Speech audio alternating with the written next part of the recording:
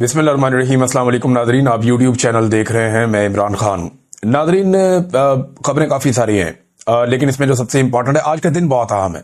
आज पाकिस्तान तहरीक इंसाफ को कुछ बड़ी अहम जिम्मेदारियां जो अदा करनी है।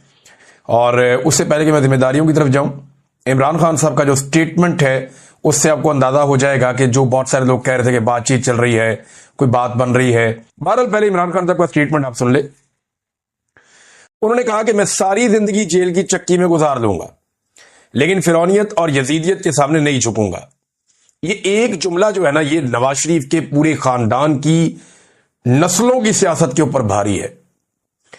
ये जुल्फिकार दी भुट्टो को आप निकाल दें, बेनजीर भुट्टो, भुट्टो खानदान निकाल, जरदारी खानदान की सारी नस्लों के ऊपर भारी है ये एक जुमला कि जनाब है। और ये जुमला बोला कहां से इमरान खान ने? जेल के अंदर से बैठकर बोला।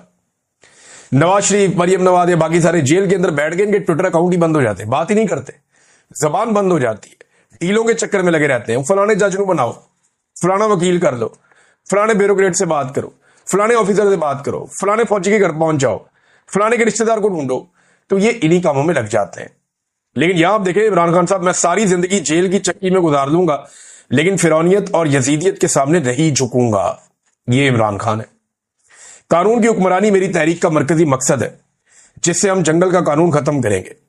जब सियासी जमात पर तमाम दरवाजे बंद कर दिए जाए, इन पर जुल्म किया जाए, अदलिया आजाद ना हो, तब उनके पास सवाए पुरअमन एहतजाज के कोई दूसरा रास्ता नहीं बचता।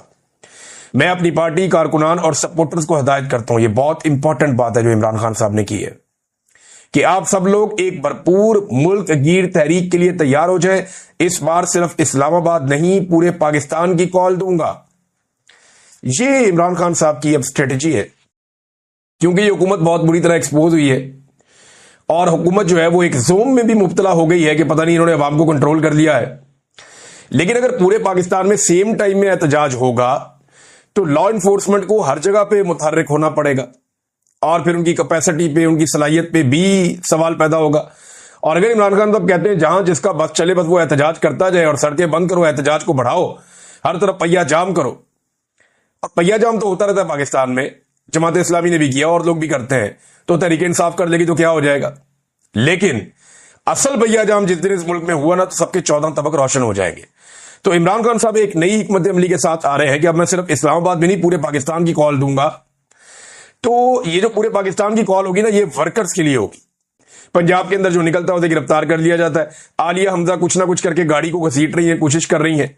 इमरान खान की बहनों को बार बार बेयारो मददगार छोड़ दिया जाता है। लेकिन चले पहले इमरान खान का स्टेटमेंट पूरा करते हैं, फिर आपको बताता हूं कि अब एक चैलेंज जो आज के दिन में पाकिस्तान तहरीक इंसाफ के लिए बहुत बड़ा है वो क्या है। पार्टी के तमाम लोगों को पैगाम देना चाहता हूं कि आप में से कोई भी इलेक्टेबल नहीं है। आप सब नजरिए के जोर पर जीत कर आए हैं। मुझे सबके बारे में मालूम है कि कौन विकेट के दोनों अतराफ में खेल रहा है। तो खान साहब ने वही बात की, उन्होंने कहा जी मुझे मालूम है कौन विकेट के दोनों तरफ खेल रहा है।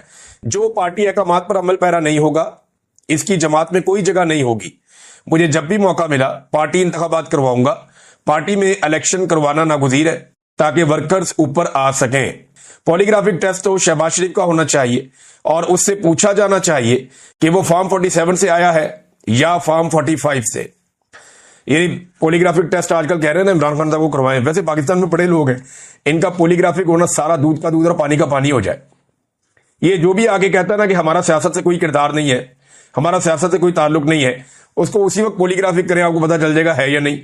आप कौमी असेंबली में पॉलीग्राफिक मशीन ले जाएं और टेस्ट करें, तो आपके जितने लोग सीटों पे बैठे हुए हैं इस वक्त जो हुकूमती बेंचों पे हैं, उनमें से तकरीबन 70-80% फारग हो जाएंगे।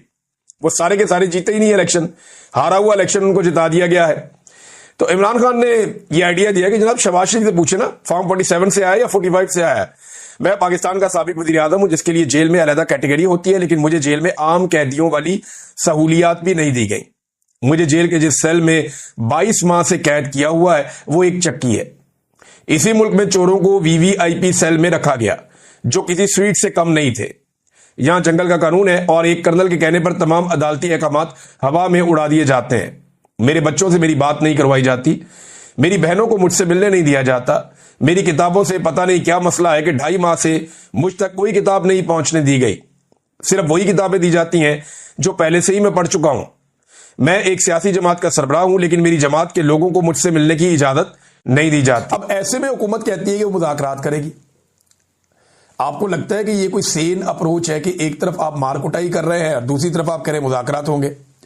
دیکھیں، انہیں مذاکرات میں کوئی سنجیدگی نہیں ہے اور انہوں نے مذاکرات نہیں کرنے، انہوں نے اپنا ٹائم پورا کرنا ہے، اور ٹائم پورا کرنے کے لیے مار کٹائی بھی کریں گے، ظلم بھی کریں گے، جبر بھی کریں گے۔ یہ 5 سال انہوں نے کسی طرح گزارنا ہے اور پھر انہوں نے عوام کے رد عمل کو روک کر رکھنا ہے۔ اگر عوام نے ان سے چھٹکارا حاصل کرنا ہے تو اسے نکلنا پڑے گا، اور جب عوام نکل جائے گی تو وہ ان کا آخری دن ہوگا۔ یہ بات تو کرسٹل کلیئر ہے، کیونکہ ان کے پاس اخلاقی جواز کوئی نہیں ہے۔ عالمی سطح پر بھی، پاکستان کے اندر بھی سب لوگ یہ جانتے ہیں کہ ان کے پاس اس حکومت کو جاری رکھنے کا کوئی اخلاقی اور قانونی اور آئینی جواز نہیں ہے۔ جس دن لوگ نکلیں گے ان کے ساتھ کوئی کھڑا نہیں ہوگا۔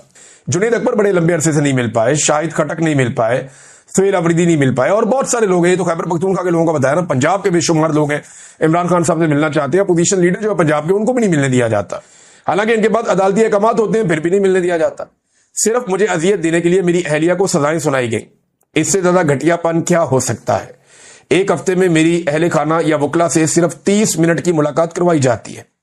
میری اہلیہ پر صرف سہولت کاری کا جھوٹا الزام تھا جو ثابت بھی نہیں ہوا۔ کل ہائی کورٹ کے باہر ہونے والے احتجاج میں تمام اپوزیشن اراکین لازمی شرکت کریں۔ 26ویں ترمیم کے بعد عدلیہ بالکل مفلوج اور بے اثر ہو چکی ہے۔ اسلام آباد ہائی کورٹ کا چیف جسٹس بارہا وعدے کرنے کے باوجود بھی ہمارے کیسز نہیں لگا رہا۔ سپریم کورٹ نے ملٹری ٹرائل کے حق میں فیصلہ دے کر اپنے ہی عدالتی نظام پر عدم اعتماد کر دیا ہے۔ اڈیالہ جیل میں قید عمران خان صاحب نے صحافیوں سے، وکلا سے اور سب سے گفتگو کی۔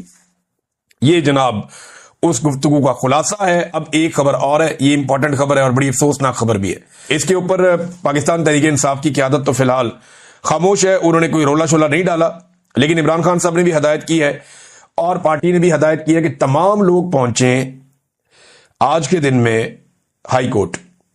تمام اراکین اسمبلی اپنے ساتھیوں کو لے کر پہنچیں اور ہائی کورٹ آ کر احتجاج کریں اور ہائی کورٹ سے کہیں کہ وہ عمران خان صاحب کا مقدمہ سنیں۔ لیکن کئی مہینے سے، یعنی جنوری سے عمران خان صاحب کے وکیل کوشش کر رہے ہیں اور اب تک یہ کیس نہیں لگنے دیا۔ اندازہ کریں کس طرح کے چیف جسٹس قائم مقام لائے گئے ہیں اسلام آباد ہائی کورٹ میں۔ یہ 26ویں ترمیم کے نتائج ہیں۔ 26ویں آئینی ترمیم کے بعد عدالتوں کے دانت توڑ دیے گئے۔ عدالتیں وہی کرتی ہیں جو اسٹیبلشمنٹ یا نظام چاہتا ہے، اور اسی طرح ہمیں ہوتا ہوا دکھائی بھی دے رہا ہے۔ اور جس تبدیلی کے بارے میں کہا جا رہا تھا کہ وہ آ رہی ہے، رویوں میں تبدیلی آ رہی ہے، لوگ چھوٹ جائیں گے، دعوے، وعدے، قسمیں، ملاقاتیں، وہ سارا کچھ ہوا ہو گیا اور اس میں سے کوئی بھی چیز ٹھیک نہیں نکلی۔ سلمان اکرم راجہ صاحب نے اپنی پارٹی میں ایک بات بتائی ہے، اور یہ پارٹی کے کچھ لوگوں نے مجھے بتایا کہ انہوں نے کہا کہ یہ جو مخصوص نشستوں والا کیس ہے یہ عدالت میں لگ رہا ہے، اور ہم کوشش کریں گے کہ عدالت میں اپنا مقدمہ پوری طاقت کے ساتھ لڑیں۔